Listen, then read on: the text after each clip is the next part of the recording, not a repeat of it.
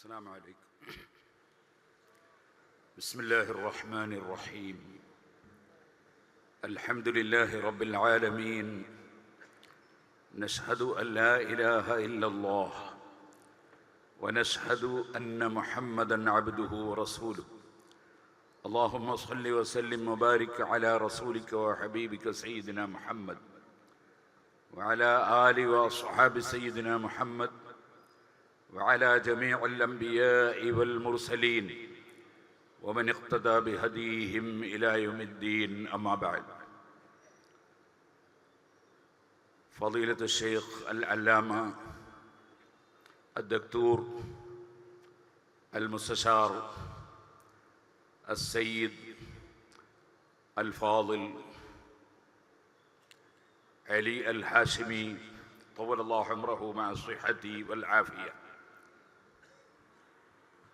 ومفتي ديار الهندية الشيخ شيخنا ومرشدنا سلطان العلماء الشيخ أبو بكر أحمد طول الله عمره مع الصحة والعافية، وأصحاب الفضيلة وأصحاب السعادة والحفل الكريم، نسأل الله سبحانه وتعالى أن يجعلنا ويجعل جميع أمة محمد صلى الله عليه وسلم على عقيدة أهل السنة والجماعة متمسكين بالشريعة البيضاء والعقيدة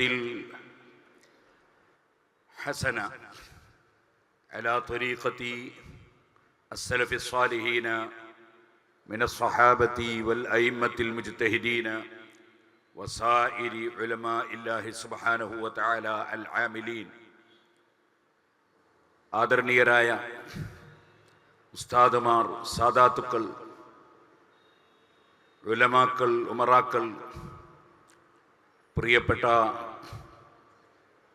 വിദ്യാർത്ഥികൾ, ബിരുദം വാങ്ങുന്ന യുവപണ്ഡിതന്മാർ, അല്ലാഹു സുബ്ഹാനഹു വ തആല ശൈഖുനാ അവർകൾക്കും നമ്മുടെ എല്ലാ ഗുരുനാഥന്മാർക്കും നമുക്കും അള്ളാഹുവിൻ്റെ പൊരുത്തത്തിൽ ആരോഗ്യത്തോടെ ഹിമ്മത്തോടെ ദീർഘ ആയുസ്സും തൗഫീഖും വർദ്ധിപ്പിച്ചു തരുമാറാകട്ടെ.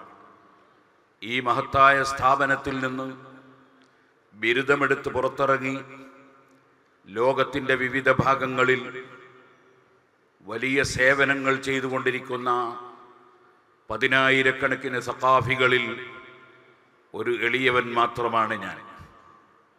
അല്ലാഹു സുബ്ഹാനഹു വ തആല നമ്മുടെ വഫാത്തായി പോയവരും ജീവിച്ചിരിക്കുന്നവരുമായ ഉസ്താദുമാരുടെ പൊരുത്തവും അവരുടെ ശൃംഖലയിലായി അഷ്റഫുൽ ഖൽഖ് സല്ലല്ലാഹു അലൈഹി വസല്ലം തങ്ങൾ വരെയുള്ള സാലിഹീങ്ങളുടെ കൂടെ അള്ളാഹുവിൻ്റെ റഹ്മത്ത് അനുഭവിച്ച് അർശിൻ്റെ തണലിൽ ഒരുമിച്ച് കൂടാൻ നമുക്കെല്ലാവർക്കും അള്ളാഹു ഭാഗ്യം നൽകുമാറാകട്ടെ. ഞാൻ നീട്ടി സംസാരിക്കുന്നില്ല. ഇവിടെ ഈ യുവ പണ്ഡിതന്മാർക്ക് സനദ് കൊടുക്കാൻ തന്നെ വലിയ സമയം വേണം. ഈ മഹത്തായ സ്ഥാപനത്തിൽ ഒരെളിയ വിദ്യാർത്ഥിയായി പഠിക്കുന്ന സമയത്ത് ഉസ്താദ് അവറുകൾ ഒരു ദിവസം എന്നെ സ്വകാര്യം വിളിച്ചു. എന്നിട്ട് എന്നോട് പറഞ്ഞു, നീ വഅദ് പറയാൻ പോകാറുണ്ട്, വഅദ് പറഞ്ഞാൽ ചിലർ ഹദിയ തരും, എനിക്കങ്ങനെ പലരും തരാറുണ്ട്, ഞാനത് എത്രയാണെന്നൊരിക്കലും നോക്കാറില്ല, നീയും നോക്കാൻ പാടില്ല. അൽഹംദുലില്ലാഹ്, ആ ഉപദേശം ഞാൻ സ്വീകരിച്ച് ജീവിക്കാൻ വേണ്ടി ശ്രമിച്ചു. എനിക്ക് അള്ളാഹുവിൻ്റെ തൗഫീഖ് കൊണ്ട് യാതൊരു പ്രയാസവും അള്ളാഹു തന്നിട്ടില്ല. ഉസ്താദ് അവറുകൾ ദർസിൽ വെച്ച് ചിലപ്പോൾ മുതഅല്ലിമീങ്ങളോട് പറയും, സ്ത്രീധനം വാങ്ങാതെ നിക്കാഹ് ചെയ്യുമെന്ന് എന്നോട് കരാറ് നടത്താൻ ആരുണ്ട്? ഉസ്താദ് അവറുകളുടെ തെർബിയത്തിൻ്റെ ചില രീതികളാണ് ഞാൻ പറഞ്ഞിട്ടുള്ളത്. അങ്ങനെ ആയിരക്കണക്കിന് ശിഷ്യന്മാരെ തെർബിയത്ത് ചെയ്ത് വളർത്താൻ അല്ലാഹു സുബ്ഹാനഹു വ തആല അവിടുത്തേക്ക് തൗഫീഖ് നൽകി. ഈ അടുത്ത് കേരള യാത്ര നടക്കുമ്പോൾ ഞാനൊരു മുറിയൻ കോട്ടിട്ടുകൊണ്ടായിരുന്നു തുടക്കത്തിലുണ്ടായിരുന്നത്. ഉസ്താദ് അവറുകൾ തുന്നിച്ച് തന്ന കോട്ടാണിത്. ഉസ്താദ് അവറുകൾ പറഞ്ഞു, അതെ, സദസ്സുകളിൽ പോകുമ്പോൾ ഹൈബത്ത് വേണം. എന്നിട്ട് ഒന്നുകൂടി പറഞ്ഞു, തൈലസാൻ ധരിച്ചുകൊണ്ടാണ് ഖുതുബക്ക് ഖതീബ് മിമ്പറിൽ കയറേണ്ടത്, അത് ഹൈബത്തിന് വേണ്ടിയാണ്. ഇങ്ങനെ കുട്ടികളുടെ എല്ലാ രംഗവും പരിശോധിച്ച് എന്നും തെർബിയത്ത് ചെയ്തുകൊണ്ടിരിക്കുന്ന ശൈഖുന അവറുകളോട് നമുക്കുള്ള കടപ്പാട് ദുനിയാവിലും ആഖിറത്തിലും തീരുന്നതല്ല. അല്ലാഹു സുബ്ഹാനഹു വ തആല അവിടുത്തേക്ക് ഇനിയും ഒരുപാട് കാലം ദീർഘായുസ് നൽകുമാറാകട്ടെ. ഞാൻ നീട്ടി സംസാരിക്കുന്നില്ല. ഉസ്താദ് അവറുകളുടെ ഏറ്റവും അവിടുത്തെ മനസ്സിൻ്റെ ഉള്ളിൽ സൂക്ഷിക്കുന്ന വിഷയം എന്താ? അത് അവിടുത്തെ ശിഷ്യന്മാരെല്ലാം സുന്നത്ത് ജമാഅത്തിൻ്റെ പ്രചാരകരാകണം, സുന്നത്ത് ജമാഅത്തിൽ അടിയുറച്ച് നിൽക്കുന്നവരാകണം, അവിടുന്ന് അധ്വാനിച്ച് വളർത്തിയ പ്രസ്ഥാനത്തിൻ്റെ പ്രവർത്തകന്മാരാകണം.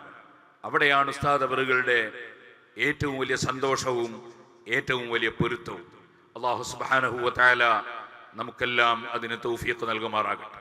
നമ്മുടെ മുൻഗാമികളായ പണ്ഡിതന്മാർ, കേരളത്തിൽ മഹാന്മാരായ മഖ്ദൂമുമാരും സയ്യിദ് അലവിൽ മംബറമി ഖദ്ദസല്ലാഹു സിർറുൽ അസീ തങ്ങളും അതുപോലെ ഉമർ ഖാദി റഹ്മത്തുള്ളാഹി അലൈഹി തങ്ങളും അങ്ങനെ തുടങ്ങി കേരളത്തിൽ കഴിഞ്ഞുപോയ അസംഖ്യം പണ്ഡിതന്മാർ, നമ്മുടെ കോഴിക്കോട് ശൈഖ് ജിഫ്രി തങ്ങളടക്കം എത്രയോ വലിയ വലിയ മഹാന്മാർ ഇവിടെ കഴിഞ്ഞുപോയിട്ടുണ്ട്. അവരെല്ലാവരും സുന്നത്ത് ജമാഅത്തിന്റെ പണ്ഡിതന്മാരായിരുന്നു. അവർ വിശ്വസിച്ച വിശ്വാസം എന്താണോ, അവർ പഠിപ്പിച്ച വിശ്വാസം എന്താണോ, അവർ പഠിപ്പിച്ച കർമ്മരീതി എന്താണോ, അവർ പഠിപ്പിച്ച ആചാരം എന്താണോ, അത് മുറുകെ പിടിച്ചുകൊണ്ട് നമ്മൾ ജീവിക്കുകയും അങ്ങനെ ജീവിക്കുന്ന ഒരു സമൂഹത്തെ ഇവിടെ നിലനിർത്തുകയും ചെയ്യുക എന്നതാണ് നമ്മുടെ ഏറ്റവും വലിയ കർത്തവ്യം. നേരത്തെ ഇവിടെ ബഹുമാനപ്പെട്ട റഈസുൽ ഉലമ സഹീഹുൽ ബുഖാരിയുടെ ഒരു ഭാഗം ബറക്കത്തിന് വേണ്ടി വായിച്ചപ്പോൾ നമ്മളവിടെ കേട്ടു, ഖൽഖുൽ അഫ്ആലിനെ സംബന്ധിച്ചുള്ള ഒരു വാചകം കേട്ടു. മഹാനായ അബുൽ ഹസൻ അൽ അശ്അരി റളിയല്ലാഹു അൻഹുവിന്റെ അവിടുത്തെ പ്രത്യേകമായ തഹ്ദീഖാണ്. അതേ, ഖാലിഖുൽ അഫ്ആൽ അല്ലാഹുവാണ്. എല്ലാ വസ്തുക്കളെയും ഖാലിഖു കുല്ലി ശൈ, സർവ്വ വിഷയങ്ങളെയും സൃഷ്ടിച്ചവൻ അല്ലാഹുവാണ്. അതുകൊണ്ട് തന്നെ അല്ലാഹു സുബ്ഹാനഹു വ തആല നമ്മെ സൃഷ്ടിക്കുന്നു, നമ്മുടെ പ്രവർത്തനങ്ങളും അവൻ സൃഷ്ടിക്കുന്നു. എല്ലാം അല്ലാഹുവിങ്കൽ നിന്നാണ്. കുല്ലും മിൻ ഇൻദില്ലാഹ്. ഇതാണ് സുന്നത്ത് ജമാഅത്തിന്റെ വിശ്വാസം. നേരെ മറിച്ച് സുന്നത്ത് ജമാഅത്തിന്റെ വിശ്വാസത്തെ ചോദ്യം ചെയ്യുന്ന ചില ആളുകൾ ഇയ്യാക നഅ്ബുദു വ ഇയ്യാക നസ്തഈൻ എന്ന ആയത്ത് വിശദീകരിക്കുമ്പോൾ മനുഷ്യ കഴിവിനപ്പുറമുള്ളത് നിന്നോട് മാത്രം ഞങ്ങൾ സഹായം ചോദിക്കുന്നു എന്ന് അർത്ഥം എഴുതി വെച്ചവർ ഉണ്ട്. നമ്മൾ വിശ്വസിക്കുന്നത് അങ്ങനെയല്ല.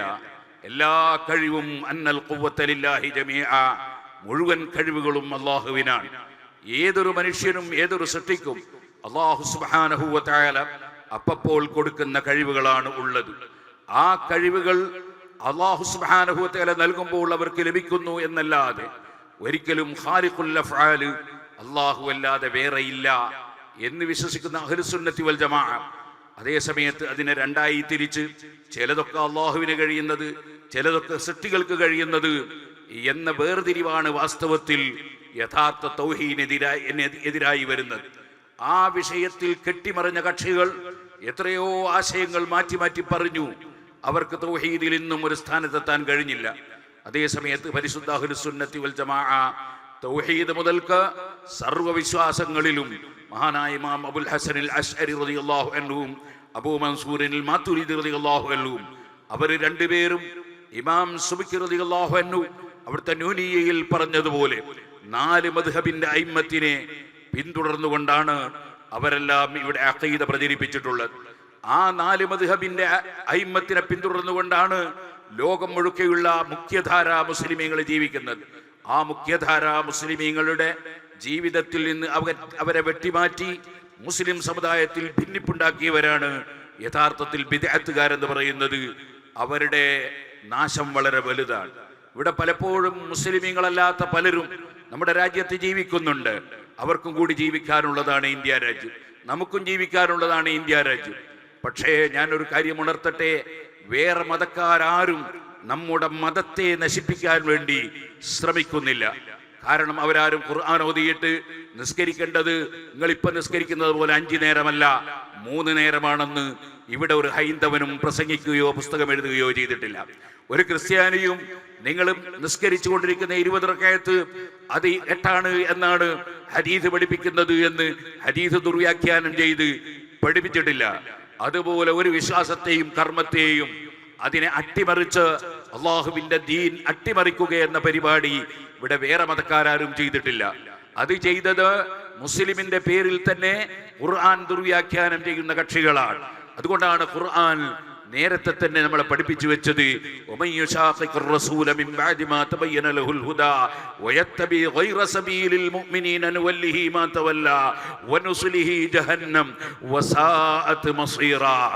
അഷ്റഫുൽ ഖൽഖ് സല്ലല്ലാഹു അലൈഹി വസല്ലം തങ്ങളെ പിന്തുടരുന്നവർ, ആ പിന്തുടരുന്നവരുടെ സ്വഭാവം എന്തായിരിക്കും?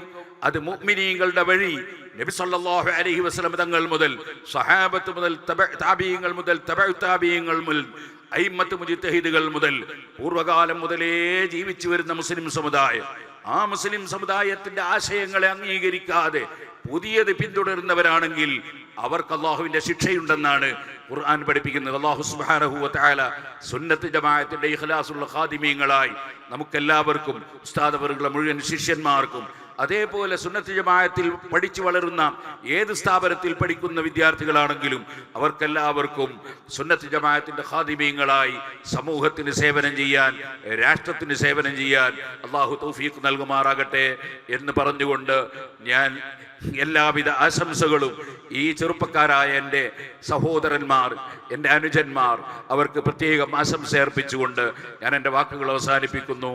അസ്സലാമു അലൈക്കും വറഹ്മത്തുള്ളാഹി വബറകാതുഹു.